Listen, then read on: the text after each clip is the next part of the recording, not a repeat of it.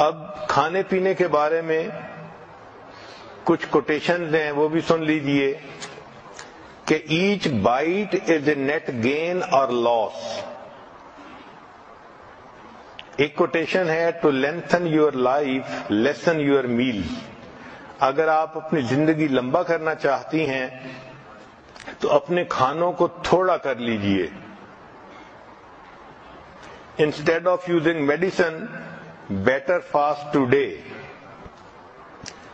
Fasting cleanse the liver, kidney, breath and flushes the toxic material. تو fasting is the key to internal purification. کھانے پینے میں beware of harmful salt. یہ جو ہم نمک کھاتے ہیں نا، یہ بہت زیادہ نقصان دہ چیز ہے. یہ نمک انسان کے جسم میں ڈائجسٹ نہیں ہوتا، یہ اسی طرح انسان کے جسم سے نکل جاتا ہے. ہم اس کو ٹیسٹ کی خاطر کھاتے ہیں، لیکن جب وہ سسٹم میں ہوتا ہے تو انسان کے بلڈ پریشر کو بڑھا دیتا ہے.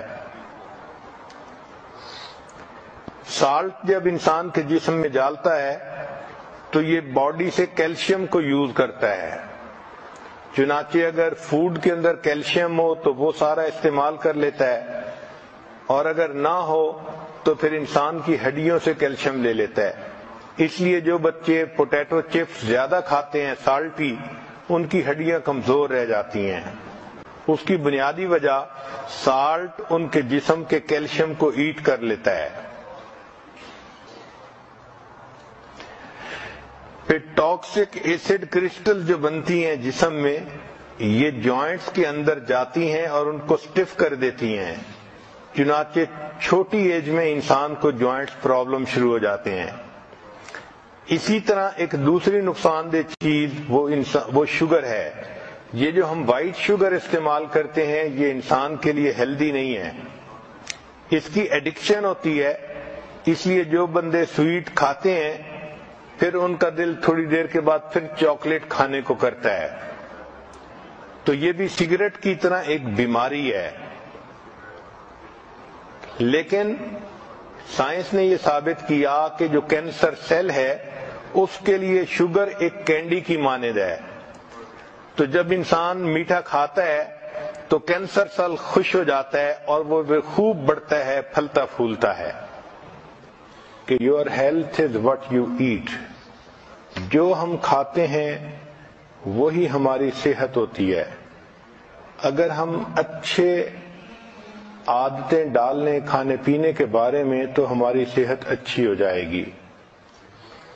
آج کل سائنسی دور ہے، آپ دیکھیں گی کہ ہر کھانے کی چیز کے اوپر ڈبے پر کیلوریز لکھی ہوئی ہوتی ہیں، اور لوگ اس کا بہت زیادہ خبط ہے ان کو.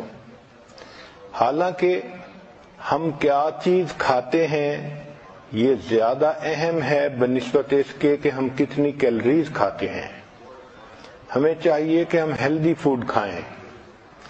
چنانچہ گھر میں جو آسان جگہیں ہیں ان پر فروٹ اور ڈرائی فروٹ کو رکھنا ایک اچھی عادت ہے.